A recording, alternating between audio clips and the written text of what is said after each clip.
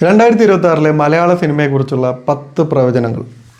ഒന്നാമത്തേത്, ദൃശ്യം 3 ഒരു പാൻ ഇന്ത്യൻ ഹിറ്റാവാനുള്ള എല്ലാ സാധ്യതയും ഉണ്ടെങ്കിലും അതിന് ഒരു ബ്ലോക്ക് കിട്ടാനുള്ള സാധ്യതയുണ്ട്.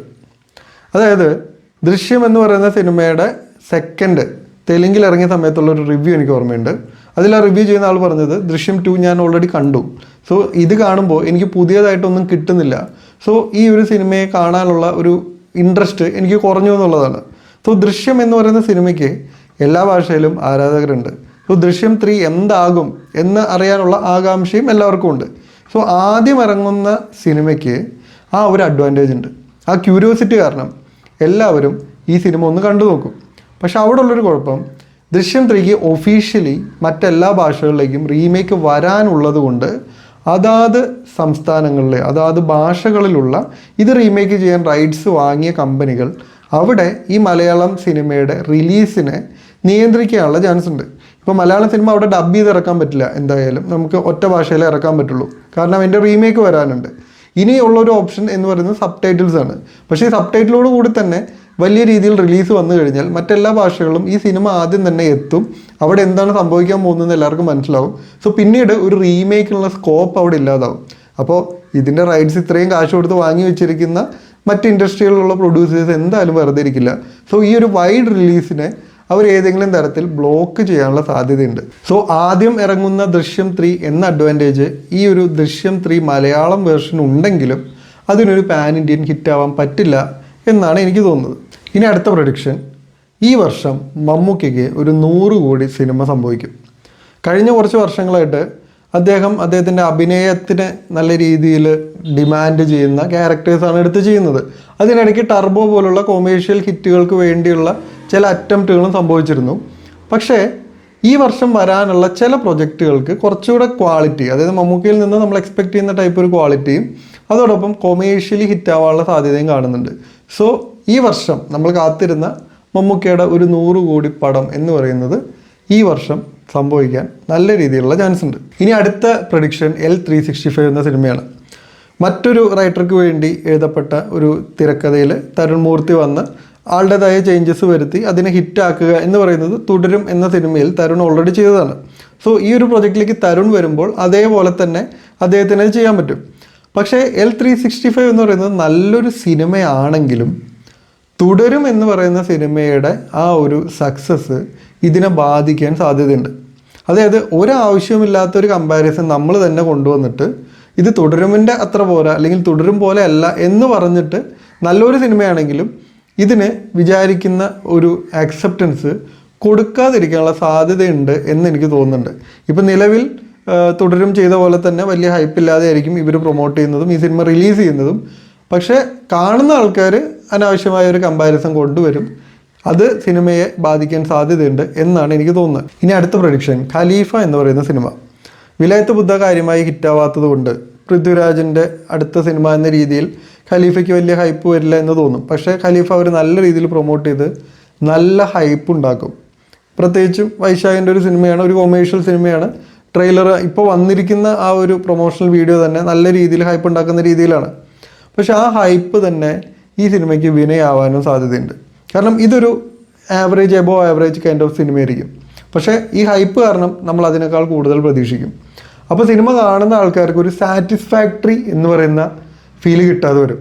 അതായത് സിനിമ നല്ല സിനിമയാണ്, പക്ഷെ നമ്മൾ കൂടുതൽ പ്രതീക്ഷിച്ചുകൊണ്ട് ഫസ്റ്റ് വരുന്ന റിവ്യൂ സാറ്റിസ്ഫാക്ടറി അല്ല എന്ന രീതിയിലാവാൻ സാധ്യതയുണ്ട്. സോ അങ്ങനെ ചിലപ്പോൾ ആ സിനിമയെ അത് ബാധിക്കാനും സാധ്യതയുണ്ട്. ഇനി അടുത്തൊരു പ്രൊഡിക്ഷൻ, നമ്മൾ മലയാള സിനിമയിൽ ഇപ്പോൾ കണ്ടുവരുന്നത് ഇവിടുത്തെ ഇൻഡസ്ട്രിയൽ ഹിറ്റുകളൊക്കെ അതേ വർഷം തന്നെ അല്ലെങ്കിൽ തൊട്ടടുത്ത വർഷം തന്നെ മറ്റൊരു സിനിമ വന്ന് കവർ ചെയ്യുക എന്ന് പറയുന്ന ഒരു പാറ്റേൺ ആണ്.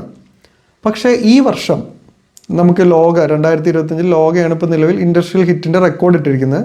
അപ്പോൾ 2026 എന്തായാലും മറ്റൊരു സിനിമയ്ക്ക് അതിനെ കവർ ചെയ്യാൻ പറ്റേണ്ടതാണ്. പക്ഷേ എനിക്ക് തോന്നുന്നത് ലോകയുടെ റെക്കോർഡ് 2026 അതേപോലെ തന്നെ നിൽക്കാൻ സാധ്യതയുണ്ട്. അതിനെ കവർ ചെയ്ത് പോകുന്ന ഒരു സിനിമ 2026 സംഭവിക്കില്ല എന്നാണ് എനിക്ക് തോന്നുന്നത്. ഇനി അടുത്തൊരു പ്രൊഡിക്ഷൻ, മലയാളത്തിൽ ഇനി ഒരു ഫീമെയിൽ സെൻട്രിക് സിനിമ വലിയ ഹിറ്റാവില്ല. ഒരു ഫീമെയിൽ ലീഡ് സിനിമ വന്നു കഴിഞ്ഞാൽ അതൊരു ഹിറ്റാവാനുള്ള സാധ്യതയുണ്ട്. പക്ഷെ ഒരു ഫീമെയിൽ സെൻട്രിക് സിനിമ വന്നു കഴിഞ്ഞാൽ അതിന് മുമ്പുള്ള ഫീമെയിൽ സെൻട്രിക് സിനിമകൾക്ക് കിട്ടിയ അത്രയും സപ്പോർട്ട് കിട്ടില്ല. ഇപ്പോൾ എൻ്റെ ഒരു സർക്കിളിൽ തന്നെ എനിക്ക് ഫീൽ ചെയ്തിട്ടുള്ളത് ആൾക്കാരുടെ ഒരു മൈൻഡ് സെറ്റ്, ആണുങ്ങളുടെ ഒരു മൈൻഡ് സെറ്റ് കുറച്ച് മാറിയിട്ടുണ്ട്. സോ ഒരു ഫീമെയിൽ സെൻട്രിക് സബ്ജക്റ്റ് വന്നു കഴിഞ്ഞാൽ സ്വാഭാവികമായിട്ടും ആണിനെ വില്ലൻ പക്ഷത്ത് നിർത്തുന്ന സബ്ജക്റ്റ് ആയിരിക്കും. അത്തരം ഒരു സബ്ജക്റ്റിന് പഴയതുപോലെ ആണുങ്ങളുടെ സപ്പോർട്ട് കിട്ടണമെന്നില്ല. സോ ഫീമെയിൽ ഓഡിയൻസിൻ്റെയും പിന്നെ ഇതുപോലെ ചിന്തിക്കുന്ന കുറച്ച് മെയിൽ ഓഡിയൻസിൻ്റെ സപ്പോർട്ട് ആ സിനിമയ്ക്ക് കിട്ടുള്ളൂ. സോ പണ്ട്, അതായത് ഒരു വർഷം മുമ്പ് അല്ലെങ്കിൽ ഒരു 2 വർഷം മുമ്പൊക്കെ മലയാളത്തിലൊരു ഫീമെയിൽ സെൻട്രിക് സിനിമയ്ക്ക് കിട്ടിയിരുന്നൊരു അക്സെപ്റ്റൻസ് ഈ വർഷം ഇറങ്ങാൻ പോകുന്ന ഫീമെയിൽ സെൻട്രിക് സിനിമയ്ക്ക് കിട്ടില്ല എന്നും എനിക്ക് തോന്നുന്നുണ്ട്. ഇനി അടുത്തൊരു പ്രൊഡിക്ഷൻ, മലയാള സിനിമയിൽ ഒരുപാട് ബിഗ് ബഡ്ജറ്റ് സിനിമകൾ വരുന്ന ഒരു വർഷമാണ് 2026. അതോടുകൂടി ചെറിയ ബഡ്ജറ്റ് സിനിമകൾക്ക് അത് വലിയൊരു തിരിച്ചടിയായിരിക്കും. കാരണം വലിയൊരു പ്രൊജക്റ്റ് വലിയ ഹൈപ്പോട് കൂടി വലിയ പ്രൊമോഷനോട് വരുമ്പോൾ ചെറിയ ബഡ്ജറ്റ് സിനിമകളുടെ ഒരു സർവൈവൽ എന്ന് പറയുന്നത് കുറച്ച് ബുദ്ധിമുട്ടായിരിക്കും. പക്ഷേ എന്നാലും ഈ വർഷം മുമ്പ് പ്രേമലുവിനൊക്കെ സംഭവിച്ച പോലെ ചെറിയ ബഡ്ജറ്റിൽ, താരതമ്യേന ചെറിയ ബഡ്ജറ്റിൽ വരുന്ന ഒരു സിനിമ ഇവിടെ വലിയൊരു ഹിറ്റടിക്കും. ഇനി അടുത്ത പ്രൊഡിക്ഷൻ, ഐ ആം ഗെയിം എന്ന് പറയുന്ന സിനിമ ദുൽഖറിൻ്റെ വലിയൊരു ഗ്യാപ്പിന് ശേഷം മലയാളത്തിൽ വരാൻ പോകുന്ന ഒരു സിനിമയാണ്. ആ സിനിമ മലയാളം ഫിലിം ഇൻഡസ്ട്രിയെ ഞെട്ടിക്കും. മേ ബി അതിൻ്റെ സബ്ജക്റ്റ് കൊണ്ടായിരിക്കാം, അല്ലെങ്കിൽ അതിൻ്റെ സ്കെയില് കൊണ്ടായിരിക്കാം. പക്ഷേ മലയാളം ഫിലിം ഇൻഡസ്ട്രിയെ മൊത്തത്തിൽ മലയാളത്തിൽ ഇങ്ങനൊരു സിനിമയോ എന്ന് ചിന്തിക്കുന്ന രീതിയിൽ ഞെട്ടിക്കാൻ പോകുന്ന ഒരു സിനിമയായിരിക്കും ഐ ആം ഗെയിം. അല്ലാതെ അതൊരു അനദർ കൊമേഴ്ഷ്യൽ ഫ്ലിക്കായിട്ട് മാത്രം മാറാൻ പോകുന്നില്ല. ഇനി ഒറ്റക്കൊമ്പനും കത്തനാരും. സാധാരണ ഡിലേ ആവുന്ന സിനിമകൾ കാലം തെറ്റി റിലീസാവുമ്പോൾ അതിൻ്റെ ഒരു തീമും അതിൻ്റെ ഒരു കാര്യങ്ങളും റെലവൻസ് ഒക്കെ മാറിപ്പോകാൻ സാധ്യതയുണ്ട്. പക്ഷേ ഈ 2 സിനിമകൾക്കും സ്റ്റിൽ റെലവൻസ് ഉണ്ട്. പക്ഷേ അനൗൺസ് ചെയ്ത സമയത്തുണ്ടായിരുന്ന ആ ഹൈപ്പ് ഇപ്പോൾ ഇല്ല, ഹൈപ്പ് ഇത്തിരി കുറഞ്ഞു. പക്ഷേ നല്ല രീതിയിൽ പ്രൊമോട്ട് ചെയ്തിട്ട് റിലീസ് ആകുമ്പോഴേക്കും ഇവർക്ക് ഹൈപ്പ് ക്രിയേറ്റ് ചെയ്യാൻ പറ്റും. ഈ 2 സിനിമകൾ ഹിറ്റ് ആവാനും സാധ്യതയുണ്ട്.